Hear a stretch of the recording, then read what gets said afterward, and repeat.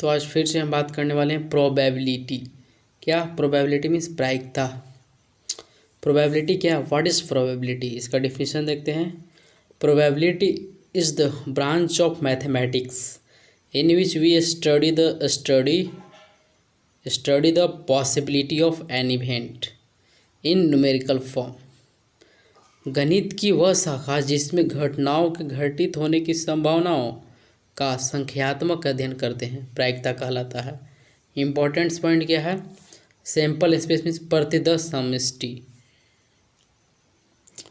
Total number of any event is called sample space, यानी कोई भी इवेंट टोटल नंबर, यानी टोटल की बात कर दी जाए, कोई इवेंट का टोटल नंबर जो होगा उसी को हम लोग क्या बोलेंगे, sample space. It's denoted by S या ओम। इसको एस से डिनोट करते हैं या ओम से डिनोट करते हैं। किसी घटना के कुल संख्या के प्रतिदस समष्टि कहलाता है। समझ में आ जाओ। नेक्स्ट देखते हैं।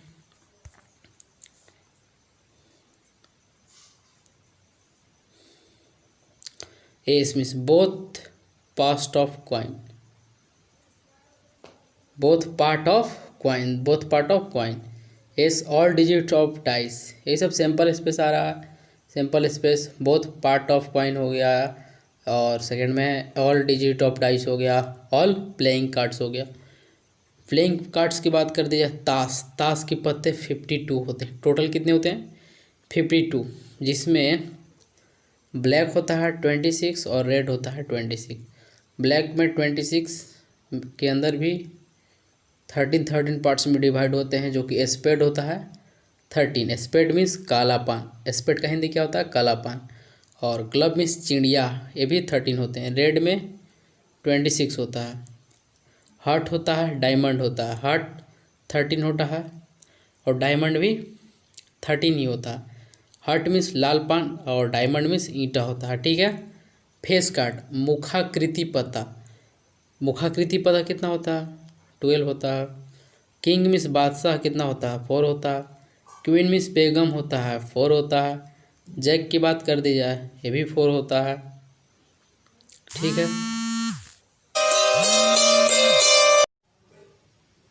तो फ्रेंड्स, फेस कार्ड में कितने होते हैं, 12, ये तो कंफर्म हो गया, 12। और बाकी जितना भी होते हैं, इक्का, दोगी, तिगी, चौगा, पंजा, छक्का, सत्ता, अट्ठा, नहला, दहला। इसके बाद फिर क्या आता है, यही जैक, गुलाम आता है। इसके बाद बेगम आता है। इसके बाद बादशाह आता है। ये टोटल मिला करके ही 52 होते हैं। ठीक है फ्रेंड्स, टोटली कितना, ये 12 हुआ, कितना हो गया, ये 12 हुआ, और प्लस 40 इक्वल टू कितना हो जाएगा, 52। ठीक है। ये जो ये 12 हो गया, ये फेस कार्ड हो जाता है। ये जो 40 दिख रहा है, ये 40 की बात कर दी जाए तो 40 जो होता है, यहाँ बताते हैं। एका हो गया, दोगी, तीगी, चौगा, पंजा, छक्का, सत्ता, अट्ठा, नहला, दहला, दहला। इक्का, दोगी, तीगी, चौगा, पंजा, छक्का, सत्ता, अट्ठा, नहला, दहला। ये सब 10 होते हैं। ठीक है। कितने हुए, 10। और प्रोडक्ट सब 4 होता, कितना हो जाएगा, 40 हो जाएगा। और प्लस ये जो 12 फेस कार्ड है, ये टोटली मेरा हो जाता है 52 हो जाता है। ठीक है फ्रेंड। अब बाकी 52 के अंदर बता ही दिए कि ब्लैक आ जाते हैं 26 और 26 रेड हो जाते हैं, जिसमें स्पेड हो जाता है, क्लब हो जाता है, हार्ट हो जाता है और डायमंड हो जाता है। मुझे पूरा उम्मीद होगा कि इस कॉन्सेप्ट को आप अच्छी तरह से समझ रहे होंगे। ठीक है फ्रेंड्स, फिर नेक्स्ट स्लाइड में चलते हैं।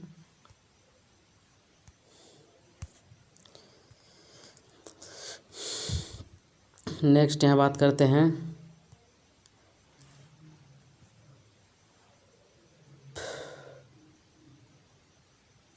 पी मीन्स होता है probability of event. P is equal to n E upon n S. P का मतलब होता है प्रोबेबिलिटी ऑफ एन इवेंट, घटनाओं की प्रायिकता। और any means number of event, घटनाओं की संख्या। NS मीन्स होता है नंबर ऑफ सैंपल स्पेस, प्रतिदर्श समष्टि की संख्या। तो P इक्वल टू NE/NS। समझ में आया। जैसे एग्जाम्पल के थ्रू एक क्वेश्चन को सॉल्व करते हैं, इसके बाद सारा चीज़ समझ में आ जाएगा। क्या है example? A dice is throne, find the probability of getting a number greater than 4।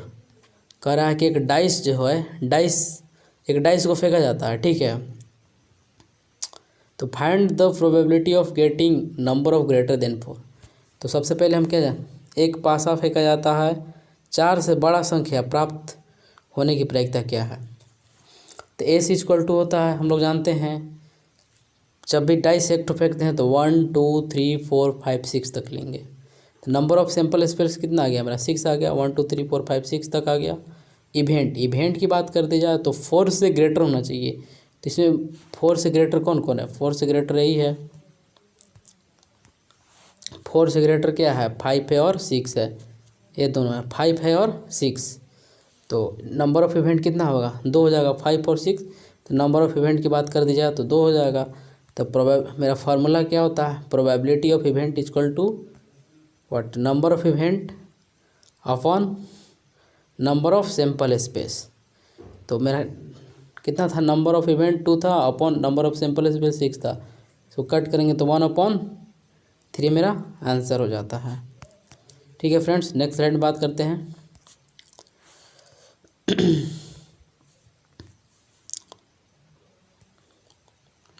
The value of probability is always lying between 0 to 1। यानी किसी घटना की प्रायिकता हमेशा 0 और 1 के बीच में ही होता है, याद रखिएगा। ये 0 और 1 से ज़्यादा नहीं हो सकता, कोई भी प्रोबेबिलिटी हो। अगर 0 और 1 से अगर ज़्यादा जा रहा है तो प्रोबेबिलिटी हो। आंसर आपका गलत है, ठीक है। जैसे में फार्मूला के तौर पे probability of A plus probability of not A equal to 1, यानी यस और नो इक्वल टू प्रॉमिस होता है। कहने का मतलब यस और नहीं 1 के बराबर होता है ना, हाँ नहीं वादा। कुछ क्वेश्चन सॉल्व करते हैं। जैसे में कह रहा है कि the probability of an event is 2/11। Find the probability it's not occurring. कह रहा है कि प्रोबेबिलिटी फाइंड करना है कि ये घटित नहीं हो रहा है। तो जस्ट मैंने भी देखा, ये नहीं होने की घटना है और इक्वल टू 1 होता है, यानी होने की घटना और नहीं होने की घटना इक्वल टू 1 के बराबर होता है। तो probability of A equal to 2/11 हो गया। Probability of A not find करना है, ए नॉट हमको फाइंड करना है। तो वी नो दैट, हम जानते हैं क्या, probability of A plus probability of not A equal to 1 के बराबर होता है। Probability of A equal to 1 minus क्या कर लेंगे? ए कर लेंगे तो मेरा नॉट निकल जाएगा। या क्वेश्चन में क्या बोल रहा था? नॉट अकरिंग, तो नॉट अकरिंग ही निकालेंगे। इक्वल टू 1 माइनस, अब प्रोबेबिलिटी ऑफ ए मेरे यहाँ गिवन था 2/11। 2/11 करेंगे, एलसीएम लेंगे तो 11 माइनस 2 करेंगे 9/11 मेरा आंसर होगा। तो फ्रेंड यहाँ बात करते हैं यूनियन एंड इंटरसेक्शन। ए 1 2 3 4 5 6 7 8 तक दिया हुआ है, और बी में एलिमेंट्स कितने हैं? 2 3 5 6 8 तक है। यूनियन की बात कर दी जाए तो यूनियन में सारे चीज़ ले लिए जाते हैं। जैसे 1 से जो कॉमन होगा, कॉमन को भी मीन्स कंटिन्यू, यानी जितना 1 से जितना तक 9 तक गया है सबको ले लेंगे। जैसे बोथ मिला करके, इसमें क्या था? 1 था, इसमें 2 था, 3 नहीं था, लेकिन इसमें 3 भी था, उस 3 को भी इसमें ऐड कर लेंगे, यानी 1 2 3 4 5 6 7 8 9 तक चलेगा। ठीक है। इंटरसेक्शन में बात कर दी जाए, सिर्फ कॉमन, जो कॉमन मिलेगा ना उसी को लेंगे। जैसे यहाँ पे 2 था, यहाँ भी 2 है, 2 को ले लेंगे। फिर क्या है? 5 है, 5 कॉमन मिल गया, 5 को ले लेंगे। फिर क्या है? 8 है, 8 आंसर हो जाता। ऑड इन फेवर, अनुकूल संयोगानुपात क्या होता है? Probability of event upon probability of not event, इसी को बोलेंगे। और ए रेशियो बी किसके बराबर होता है? A/A+B होता है। ए रेशियो बी A/A+B होता है। ऑड अगेंस्ट क्या होता है? प्रतिकूल संयोगानुपात। Probability of E upon probability of E odd में होता है। तो friends probability of odd against में क्या होगा, प्रतिकूल संयोगानुपात में probability of not event upon probability of event. ठीक है, और मैं अगर इसको लिखते हैं तो A ratio B equal to क्या हो जाएगा, बी अपॉन होगा, पहले नॉट की बात किया था, बी अपॉन ए प्लस बी हो जाता है। कार्टेशियन प्रोडक्ट क्या होता है। अब हम बात करते हैं क्वाइन। क्वाइन में क्या होते हैं, क्वाइन में हेड होते हैं और टेल होते हैं। क्वाइन में क्या होते हैं, हेड और टेल। तो नेक्स्ट बात करते हैं क्वाइन। ये मेरे पास क्वाइन है, दिख रहा होगा आप लोग के, क्वाइन दिख रहा है, ये है क्या है, क्वाइन। क्वाइन है तो इसमें क्या होते हैं, कार्टेशियन प्रोडक्ट। कार्टेशियन प्रोडक्ट जब क्वाइन पे करना हो, ये मेरा क्या है, ये मेरा हेड है, ये क्या है, हेड है। और इसकी बात कर दी जाए, ये मेरा क्या है, ये टेल है, दिख रहा होगा 10 लिखा हुआ 10 टेल। और जब इंडिया का, ये जो इंडिया का आता है ना, उसको हेड बोलेंगे। तो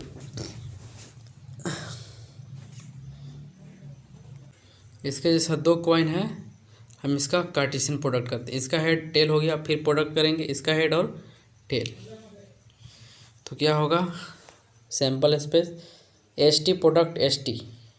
तो पहले क्या करते हैं, एच से एच में करेंगे, एच एच हो जाएगा, फिर एच से टी में करेंगे, फर्स्ट एच से सेकेंड टी में करेंगे, एच टी हो गया, फिर टी से एच में करेंगे, फिर क्या करते हैं, टी से टी में करेंगे, टी टी हो गया। तो सैम्पल स्पेस क्या हो जाता है मेरा, एच एच हो गया, एच टी हो गया, टी एच हो गया और टी टी हो गया। ये नहीं, गलती नहीं करना है, पहले फर्स्ट से फर्स्ट में करेंगे फिर सेकंड में कर लेंगे।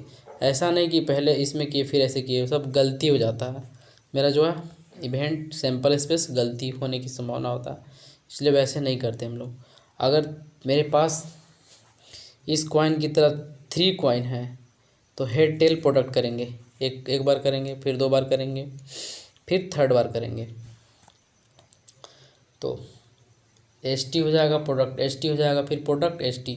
तो हम लोग क्या करते, पहले इस दोनों को कर लेंगे, अब इसको ऐसे ही रेस्ट में छोड़ेंगे, इसके बाद जो इसका प्रोडक्ट आएगा इसके में करेंगे। ठीक है, नेक्स्ट देखते हैं आगे स्लाइड में। जैसे पे यहाँ किया हुआ है,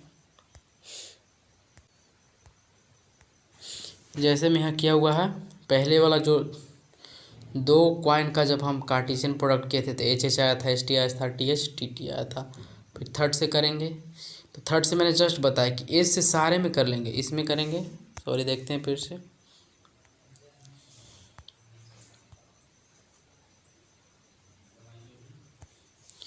एच से टोटली इसमें कर लेंगे, फिर इसमें करेंगे, इसमें करेंगे, फिर इसमें, चारों में कर लेंगे। तो एच मेरा इस एच से एच में करेंगे तो एच एच आ गया, ट्रिपल एच, फिर एच से इसमें किए तो एच एच टी हो गया, फिर इसमें करेंगे तो एच टी एच हो गया, फिर एच टी टी हो जाएगा। नेक्स्ट बात करते हैं,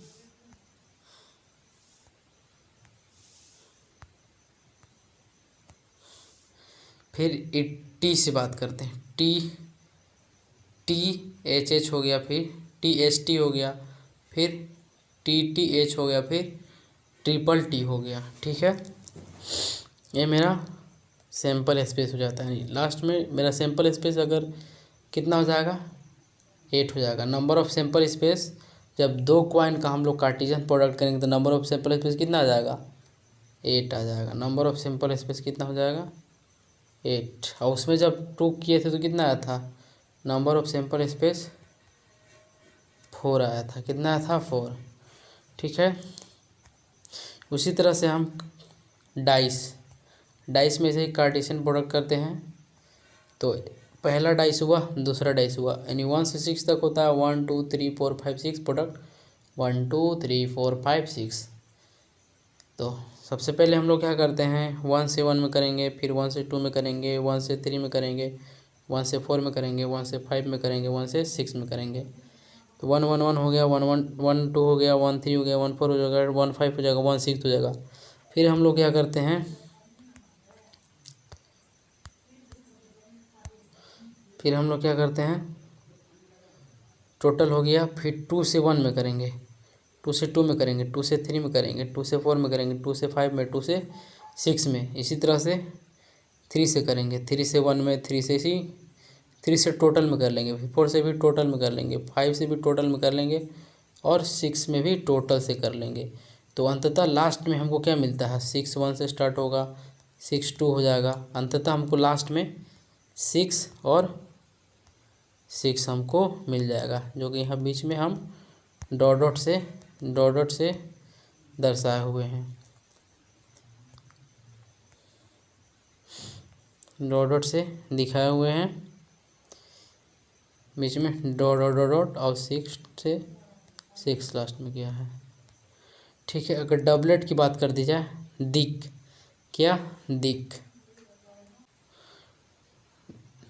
डबलेट की बात कर दी जाए, दिक यानी डबलेट यानी जो फर्स्ट में आ रहा है वो भी सेकेंड में आएगा, जो फर्स्ट में आ रहा है भी सेकेंड में, जैसे 1 1 हो गया और 2 2 हो गया, 3 3 हो गया, 4 4 हो गया, 5 5 हो गया, 6 6, ये क्या होता है मेरा 6, यानी कितने होते हैं डबलेट, 6 होते हैं डबलेट होते हैं। नेक्स्ट हमको प्रोबेबिलिटी पढ़ने से पहले, प्रोबेबिलिटी में परमुटेशन एंड कॉम्बिनेशन का यूज होता है, तो उसको हम लोग देख लेते हैं थोड़ा। परमुटेशन एंड कॉम्बिनेशन क्या है, क्रमचय और संचय। परमुटेशन मीन्स अरेंजमेंट होता है, जैसे कोई किसी भी चीज़ को अरेंज करना है तो उसमें हम परमुटेशन का यूज कर देंगे। अब कॉम्बिनेशन करना है तो सिलेक्शन का यूज करेंगे, क्या करेंगे, सिलेक्शन का। ये होता है हमारे फैक्टोरियल का चिन्ह होता है, ऐसे फैक्टोरियल कर सकते हैं या फिर ऐसे हम लोग फैक्टोरियल करते हैं। ठीक है, फैक्टोरियल 3 हो गया, फैक्टोरियल 3। अब नॉट फैक्टोरियल 0 का वैल्यू 1 होता है, इसको प्रूव कर सकते हैं बट अभी नहीं करेंगे, बहुत लेट लगेगा। फैक्टोरियल 0 का वैल्यू कितना होता है, 1 होता है। ठीक है, कैसे होता है प्रूव कर सकते हैं बट प्रॉब्लम है। ठीक है, नेक्स्ट यहाँ पे देखते हैं फैक्टोरियल 6। फैक्टोरियल 6 का वैल्यू कितना होता है, फैक्टोरियल 6, क्या फैक्टोरियल 6, तो हम लोग जिस फैक्टोरियल की बात करेगा वहाँ से खोलते जाएंगे, नीचे चलते जाएंगे।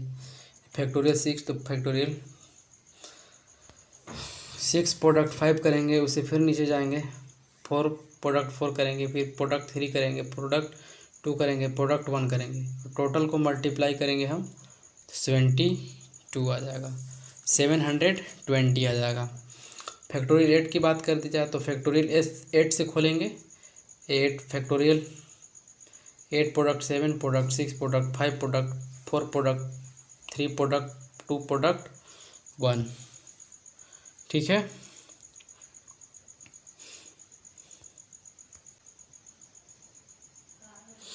तो फ्रेंड्स फैक्टोरियल 8 की वैल्यू बात कर दिया तो 4320 होता है। ठीक है,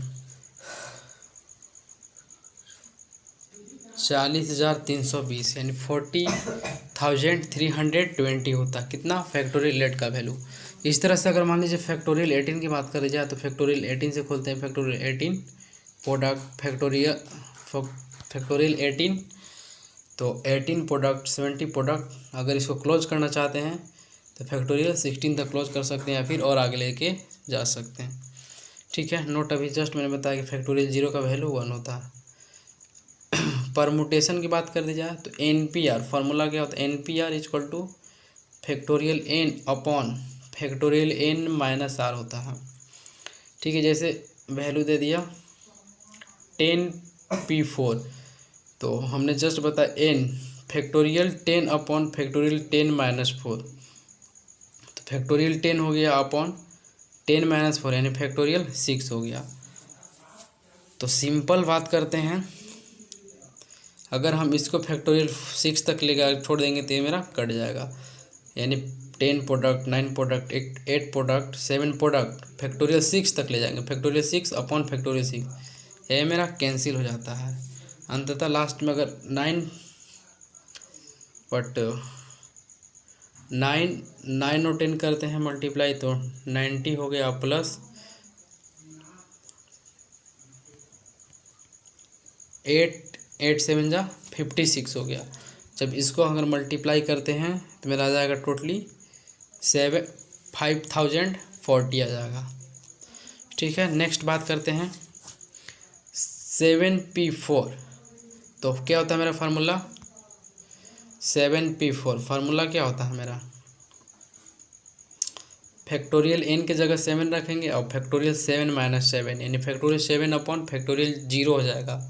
फैक्टोरियल 0 का वैल्यू हम लोग जानते हैं 1 होता है और फैक्टोरियल 7 7 6 5 4 3 2 1 तक करेंगे अपॉन 1, ये मेरा हो गया। नेक्स्ट बात करते हैं कॉम्बिनेशन का।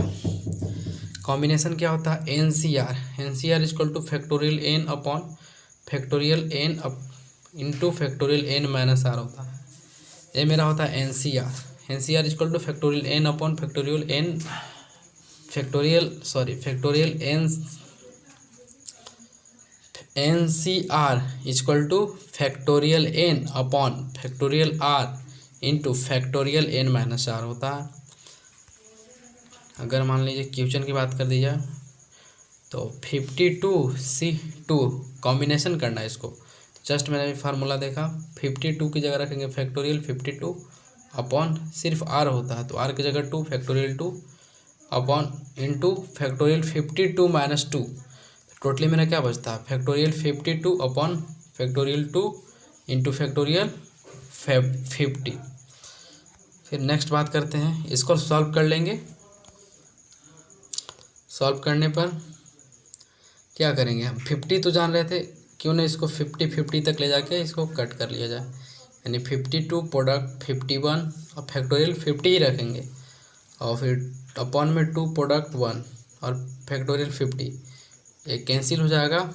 तो मेरा कितना बचा 52 प्रोडक्ट 51 अपॉन 2, तो 2 से इसको कैंसिल करेंगे 26 बार में, तो 26 प्रोडक्ट 51 बचा। जब इसको अगर हम मल्टीप्लाई करते हैं तो 1326 आ जाएगा।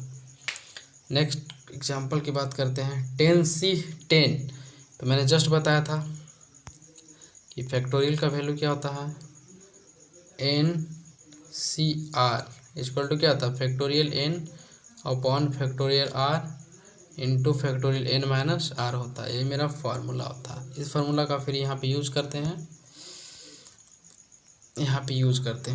यानी factorial 10 upon factorial 10 into factorial 10 - 10 करेंगे तो ऊपर क्या बचेगा 10 से 10 खत्म हो जाएगा, अभी 0 बचेगा, यानी फैक्टोरियल 0 का वैल्यू 1 कट गया 1 बचा, मेरा आंसर हो जाता है। ठीक है फ्रेंड्स, इसी तरह से कुछ एग्जांपल्स और हैं, जैसे 15p2 इसको अरेंजमेंट करना है, इसको कॉम्बिनेशन करना है। तो हम लोग जानते हैं 15p2 NPR = factorial n upon factorial n - r होता है। ठीक है, तो 15p2 करेंगे तो फैक्टोरियल n की जगह फैक्टोरियल 15 हो जाएगा अपॉन फैक्टोरियल 15 - 2 हो जाएगा। तो क्या होगा 15 प्रोडक्ट 14 प्रोडक्ट 13 अपॉन में फैक्टोरियल 13 से 13 कैंसिल हो गया, अब मेरा अंततः ए बच गया। इसको मल्टीप्लाई कर लेंगे और उसका आंसर लिख लेंगे। तो फ्रेंड्स मेरा टोटली आंसर यहाँ पे अगर 15 प्रोडक्ट 12 करते हैं तो मेरा आंसर हो जाता है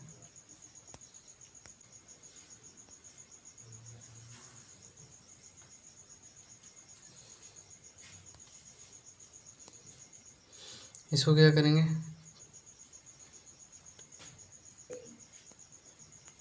इसको भी उसी तरह सॉल्व करेंगे। 20C2 हम लोग जानते हैं, इसका फार्मूला का यूज करेंगे और इसको ऐसे सॉल्व कर लेंगे। इसको यहाँ तक स्टॉप करके काट लेंगे, अंत में मेरा आंसर क्या हो जाएगा 90।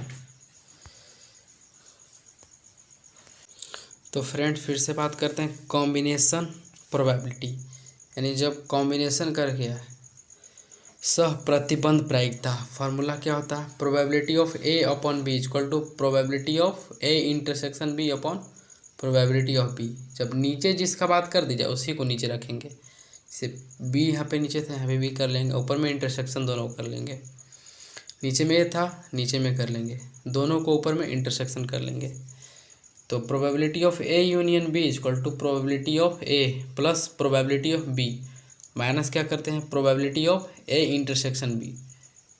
मेरा फार्मूला होता है जब कभी यूनियन निकालना हो तो दोनों का ऐड करके माइनस इंटरसेक्शन कर लेंगे दोनों का। इसे मेरा क्वेश्चन दिया हुआ है, क्या question, if probability of A equal to 2/5 तो प्रोबेबिलिटी ऑफ बी क्या होगा इसमें, and probability of A intersection B equal to 5 दिया है। ठीक है, then find probability of A upon B and probability of B upon A. ठीक है, तो जस्ट मैंने अभी फार्मूला देखा, probability of A upon B जब फाइंड करना हो तो ये फार्मूला होता है। इस फार्मूला का यूज करेंगे probability of A intersection B upon probability of B. तो ए इंटरसेक्शन बी मेरा क्या है 1/5 है, अपॉन करेंगे प्रोबेबिलिटी ऑफ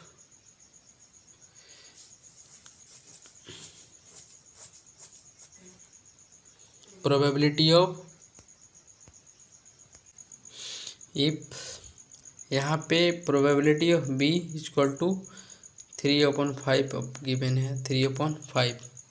इस फार्मूला का यूज करेंगे probability of A upon B equal to probability of A intersection B upon probability of B कर लेंगे।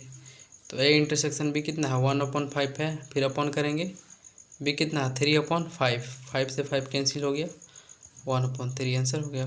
Probability of B upon A, तो probability of B intersection A upon probability of A करेंगे। तो B intersection ए कितना है 1/5 है, upon में करेंगे प्रोबेबिलिटी ऑफ ए कितना है 2/5 था, 5 कैंसिल करेंगे कितना बचेगा 1/2 बचेगा। तो फ्रेंड्स यहाँ नेक्स्ट बात करते हैं मल्टीप्लिकेशन थ्योरम ऑन प्रोबेबिलिटी, प्रायिकता का गुणज प्रमेय। इम्पोर्टेंट पॉइंट्स क्या है, probability of A intersection B equal to probability of A into probability of B हो जाता है। Where A and B are independent event है, ए और बी क्या है इंडिपेंडेंट इवेंट है। तो म्यूचुअली एक्सक्लूसिव इवेंट में क्या होता है परस्पर अपवर्जी घटना है। इफ यानी ए का एलिमेंट दिया 1 3 5 और बी में दिया हुआ है 2 4 6, जब ए इंटरसेक्शन बी यानी ए इंटरसेक्शन बी कहने का मतलब कॉमन एलिमेंट कोई भी नहीं मिल रहा है इसमें, ना तो 1 1 इसमें है, ना तो 3 भी नहीं है, ना तो उसमें 4 है, ना तो 5 है, ना तो 6 है, कोई नहीं है। तो हम सिंपली इसको 5 मान लेते हैं। कितना 5 मेरा फार्मूला होता है, क्या होता है formula probability of A union B equal to probability of A plus probability of B minus probability of A intersection B मेरा फार्मूला होता है। ठीक है, तो probability of A union B equal to probability of A plus probability of B. अब intersection जब हम निकालें तो कोई एलिमेंट्स कॉमन नहीं मिल रहा था, इसलिए इसकी जगह 5 कर लेंगे। ठीक है, तो probability of A union B equal to probability of A plus probability of B हो जाता है। कुछ नोट्स पॉइंट्स यहाँ पे देखते हैं, जैसे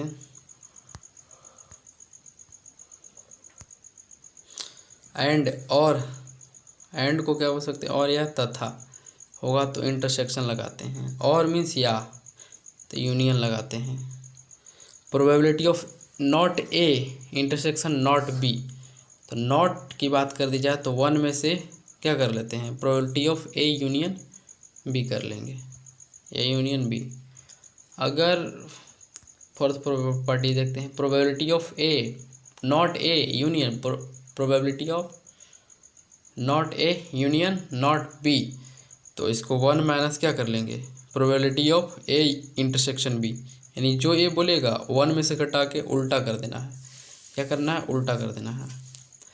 फोर्थ में फिफ्थ में probability of not A intersection B, तो हम लोग क्या करेंगे, ए क्या है इंडिपेंडेंट इवेंट है तो ये अलग अलग बढ़ जाएगा। Probability of not A into probability of B. तो नेक्स्ट बात करते हैं गिवन दैट क्या है। Probability of A equal to कितना है 3/5 and probability of B equal to 1/5 है।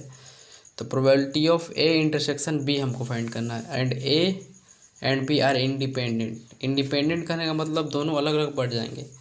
तो probability of A intersection B यहाँ पे लिए probability of A dot into probability of B अलग अलग बढ़ गए। तो प्रोबेबिलिटी ऑफ ए का वैल्यू कितना था 3/5 प्रोडक्ट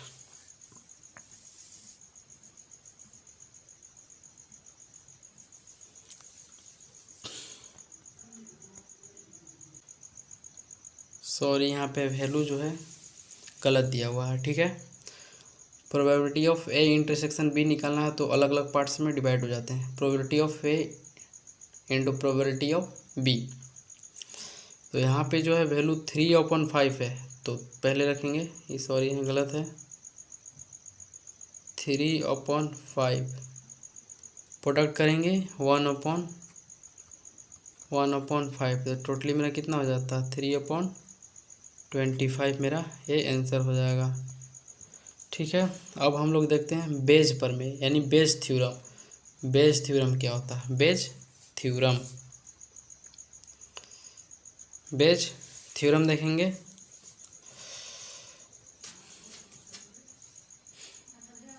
बेज पर में probability of E I upon A equal to क्या होता है probability of E I into probability of A upon E I. Upon में क्या करते हैं आई का जो वैल्यू है 1 से n तक लेंगे, ठीक है। अब प्रोबेबिलिटी ऑफ जे सॉरी यहाँ पे जे है जे इक्वल टू 1 से sigma of J equal to 1 to the n probability of E J फिर probability of A upon E J, ठीक है। तो जब प्रोबेबिलिटी ऑफ ई आई निकालना हो तो हम लोग क्या करते हैं जिसको निकालना हो उसको ऊपर रखेंगे। जैसे मैंने भी बताया यहाँ कि जो एवेलुएट करना हो उसे ऊपर रखते हैं। तो probability of E I upon A तो probability of E I into probability of A upon E I upon करेंगे probability of E I into probability of A upon E I plus probability of E two into probability of A upon E two हो जाता है। इस जो निकालना हो ऊपर रखेंगे और सबको इधर प्लस करते चलेंगे, ठीक है। ये मेरा बेस थ्योरम होता है।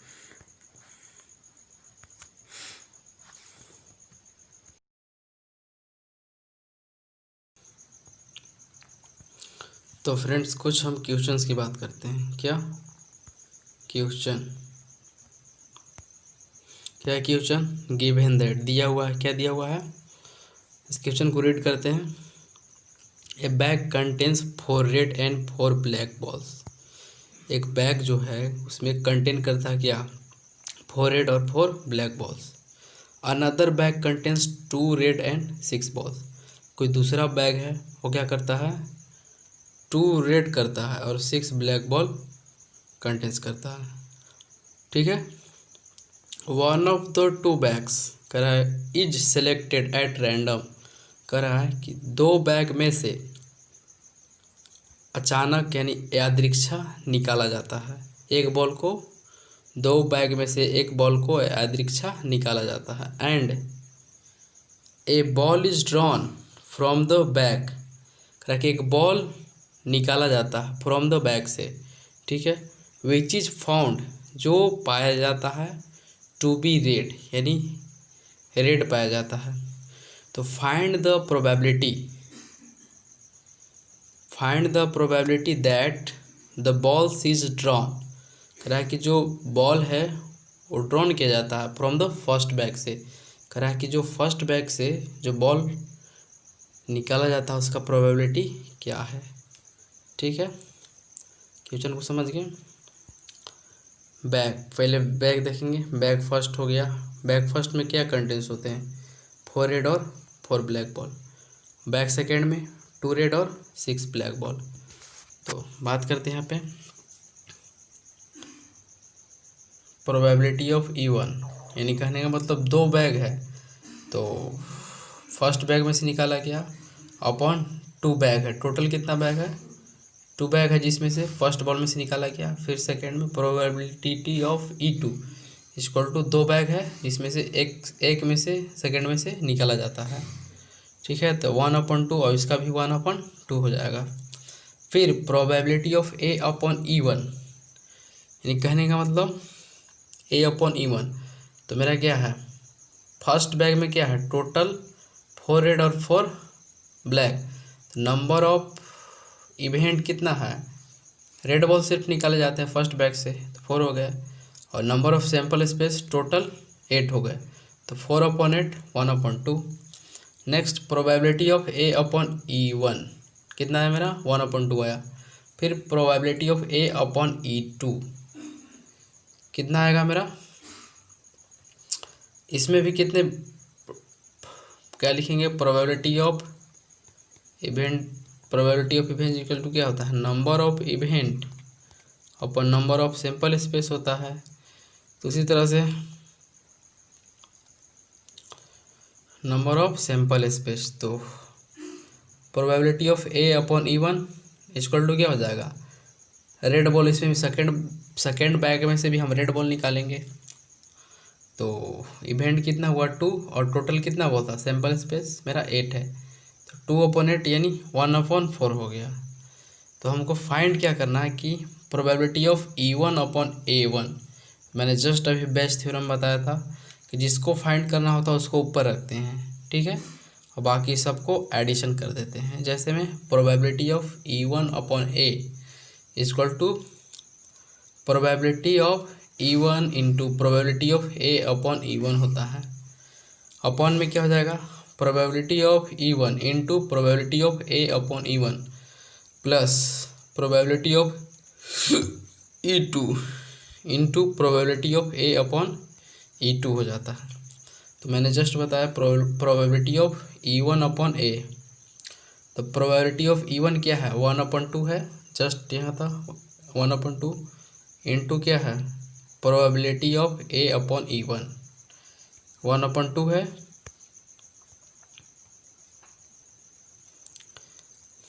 फिर प्रोबेबिलिटी ऑफ E1 क्या है, 1/2, और प्रोबेबिलिटी ऑफ A/E1 भी प्रोडक्ट 1/2।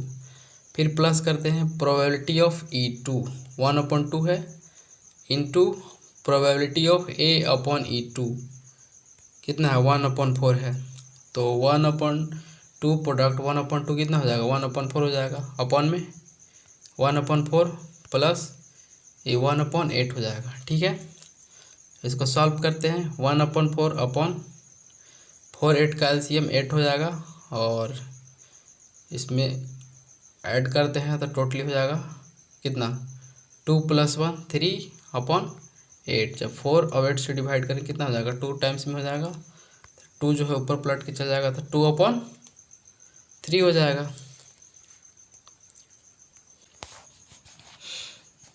तो फिर देखते हैं हम प्रोबेबिलिटी डिस्ट्रीब्यूशन, यानी प्रायिकता बंटन क्या होता है, रैंडम वेरिएबल यादृच्छिक चर, the experiment from any events is called random variable, it's written by X, Y और Z। ठीक है, इसको X या Y या Z किसी से भी लिख सकते हैं। किसी घटना प्राप्त परीक्षणों को यादृच्छिक चर कहा जाता है। Probability distribution, random variable X and it's probability Px by diagram is called probability distribution. कह रहा है यादृच्छिक चर x और उसकी प्रायिकता Px के बीच खींचा गया बंटन प्रायिकता बंटन प्रायिकता, सॉरी डबल हो गया, प्रायिकता बंटन कहलाता है। इम्पोर्टेंट पॉइंट्स क्या है, इसमें हमको मीन निकालना होता है, ठीक है। इसके बाद एक्सपेक्टेशन, इसके बाद एक्सपेक्टेड वैल्यू आते हैं।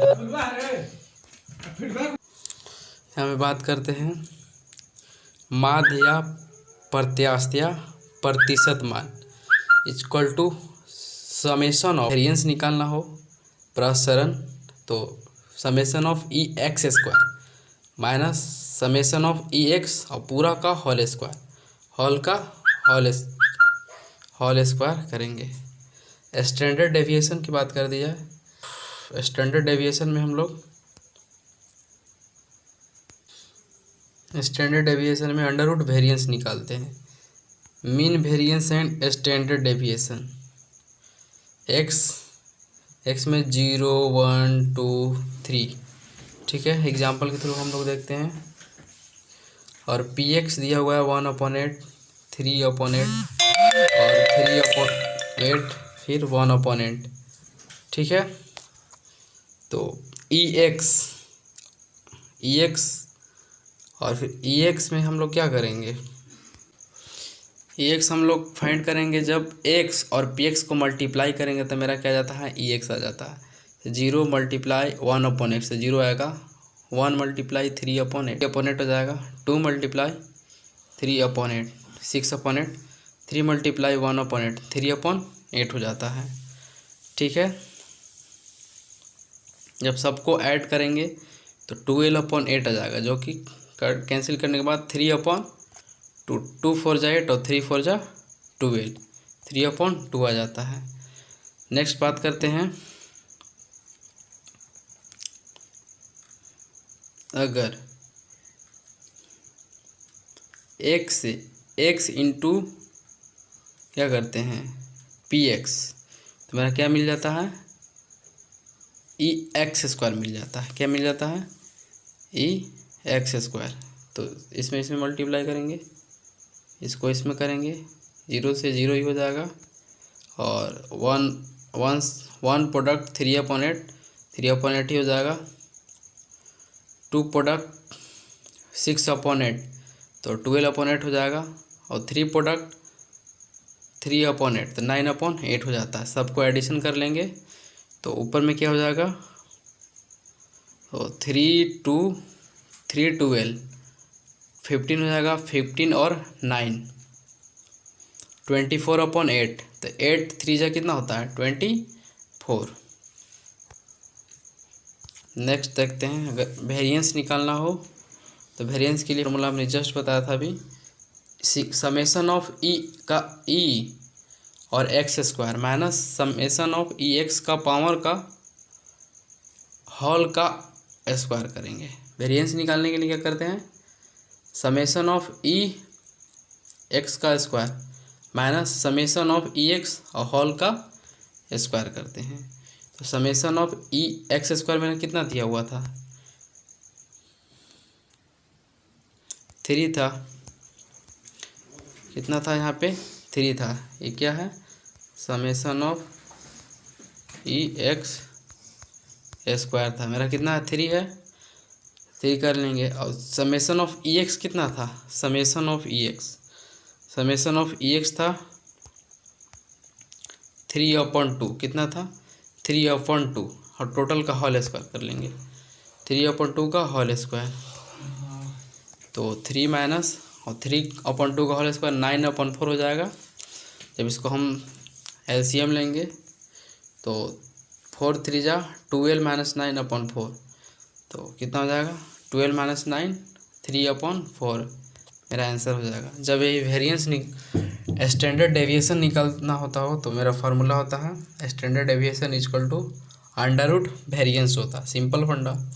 तो 3/4 करेंगे तो √3/2 मेरा आंसर हो जाएगा।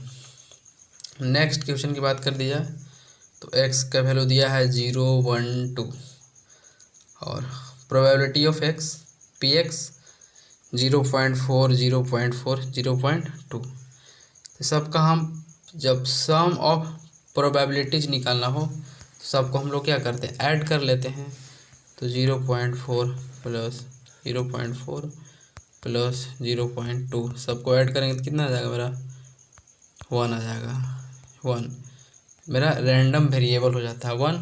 वैसे भी प्रोबेबिलिटी 0 से 1 के बीच में ही होता है, उससे आगे नहीं जा सकता। ठीक है। क्वेश्चन है for find the probability distribution of, जब 2 कॉइन्स को जब हम टॉस करते हैं तो सैम्पल स्पेस मेरा HH ST TH होता है। नंबर ऑफ सैम्पल स्पेस 4 बनता है। जब x = 0, जब कोई हेड ना लेते हैं, नो हेड, तो नो हेड सिर्फ इसी में है, यानी एक ऐसा कंडीशन है, एक हो गया। तो प्रोबेबिलिटी ऑफ इवेंट टोटल कितना था, क्या होता है मेरा, probability of event it equal क्या होता है, number of event upon number of sample space होता है। ठीक है, नंबर ऑफ सैम्पल स्पेस, तो नो हेड एक ही में है तो NX = 1 हो गया। और PX निकालते हैं तो टोटल मेरा नंबर ऑफ इवेंट एक 1 है और टोटल मेरा 4 है, तो 1/4 हो गया। जब 1 हेड आएगा तो 1 हेड किस में है, इसमें है, इसमें है, 1 हेड है, तो नंबर ऑफ X 2 को है, 2 ठो में हेड है, तो PX यानी प्रोबेबिलिटी ऑफ इवेंट टोटल निकालेंगे तो मेरा number of event upon number of sample space, sample space 4 है, नंबर ऑफ इवेंट 2 है, 2/4 कर लेंगे तो एक कटने के बाद कितना आ जाएगा, 1/2 आ जाएगा। फिर अगर दोनों हेड लेते हैं तो दोनों हेड क्या हमारा H में सिर्फ HH, तो नंबर ऑफ इवेंट क्या आएगा, 1 आएगा। फिर प्रोबेबिलिटी ऑफ इवेंट निकालना है, टोटल मेरा 4 था, तो 1 number of event 1 number of sample space 1/4 हो जाएगा। इसको हम अरेंज करते हैं। x मानते हैं x के जब 0 कोई हेड ना हो, फिर 1 हेड हो, फिर दोनों हेड हो, तो प्रोबेबिलिटी ऑफ इवेंट क्या होगा, जब 1 हेड था, कोई हेड नहीं था तो 1/4 आया, और जब 1 हेड था तो 1/2 आया, और दोनों हेड थे तो 1/2 मेरा आंसर हो जाता है। नेक्स्ट बात करते हैं बर्नौली ट्रायल्स, मीन्स बर्नौली परीक्षण। बर्नौली परीक्षण क्या होता है, इसके लिए फार्मूला होता है PX = NCR P⁻R Q⁻n-R, where NCR क्या है, factorial N upon factorial R, फिर फैक्टोरियल N-R होता है। P मीन्स यस होता है, Q मीन्स नो होता है, N मीन्स टोटल नंबर होता है, और R मीन्स ऑब्टेन नंबर होता है। ठीक है, यहाँ पे देखते हैं NC0 का वैल्यू 1 होता है, और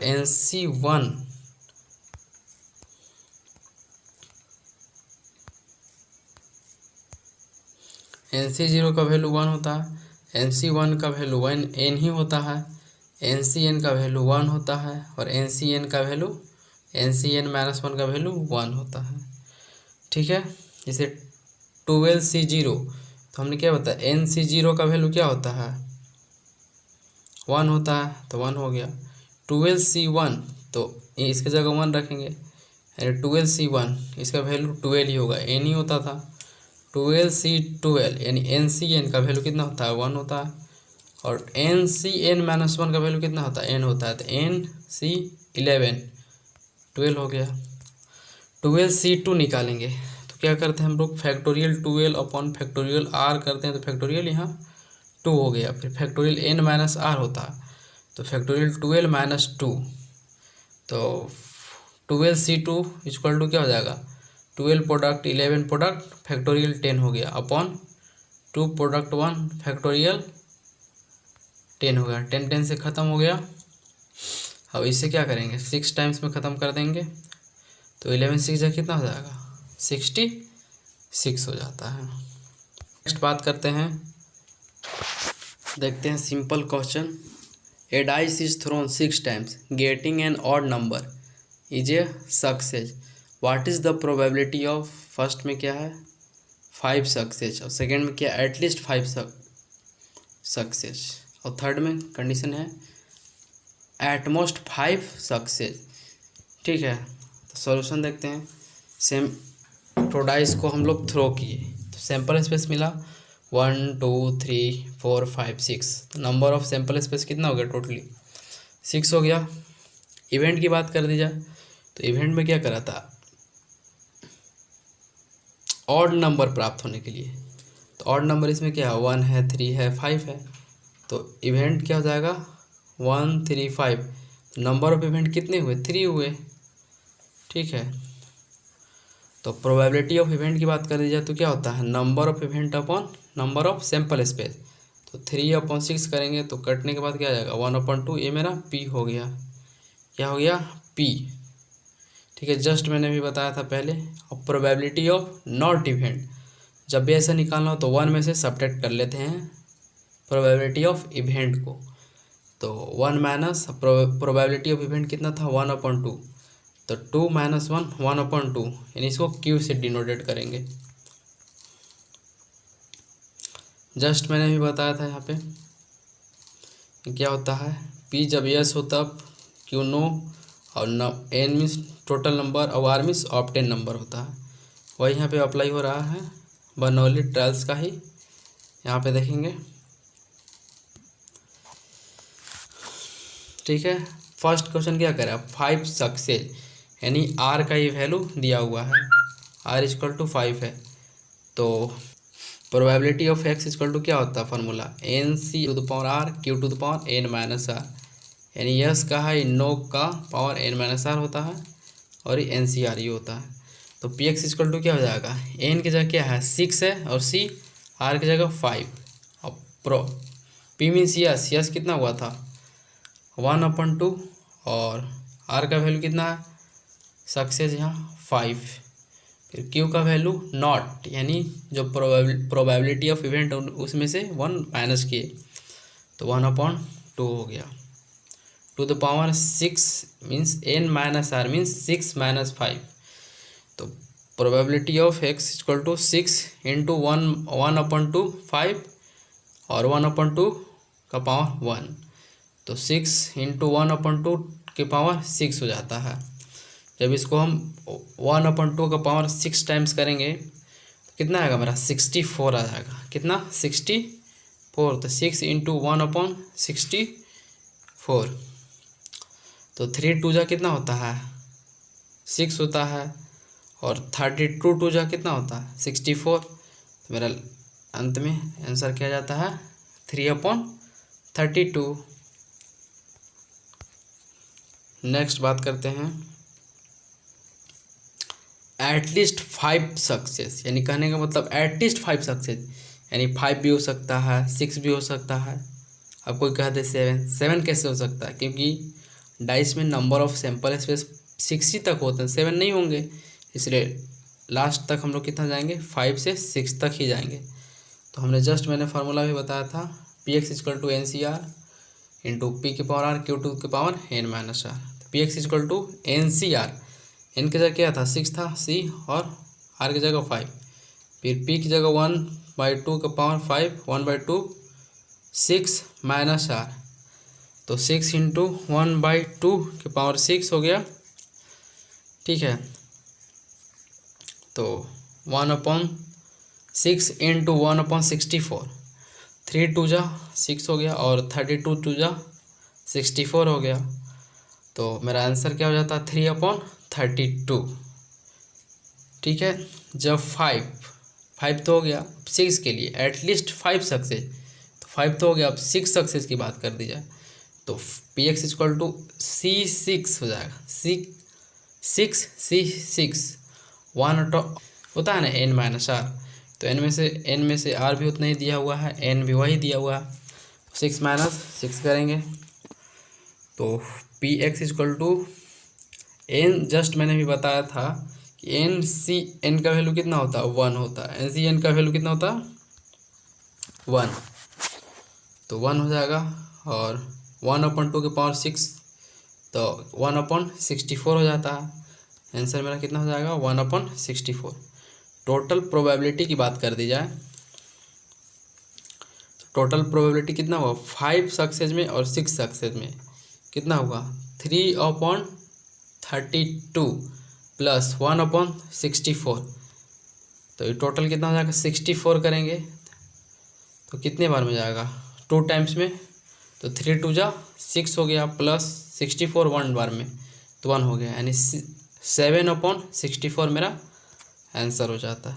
एटमोस्ट 5 सक्सेस, यानी अधिक से अधिक, थर्ड क्वेश्चन मेरा क्या करा कि अधिक से अधिक 5 तक ही होगा, सक्सेस 5 होगा, 6 नहीं 7 नहीं। तो उसके लिए हम आर का वैल्यू 0 से चलेंगे, 0 1 2 3 4 5। हमने जस्ट अभी फार्मूला देखा, P X equal to n C r, P की पावर आर क्यू की पावर एन माइनस आर। ठीक है, तो उसके लिए हम लोग क्या करेंगे, जब 0 से 5 तक है तो हम लोग क्या करेंगे, उसमें से उल्टा चलेंगे। क्या करेंगे, हमने जस्ट जानते हैं अभी कि प्रोबेबिलिटी ऑफ